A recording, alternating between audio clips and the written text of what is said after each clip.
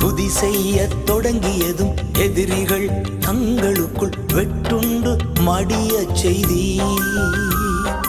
உம்மாலாகும் எல்லாமாகும், உம்மாலாகும் எல்லாமாகும். ஆகாதது எதுவும் இல்ல, உம்மாலாகாதது எதுவும் இல்ல.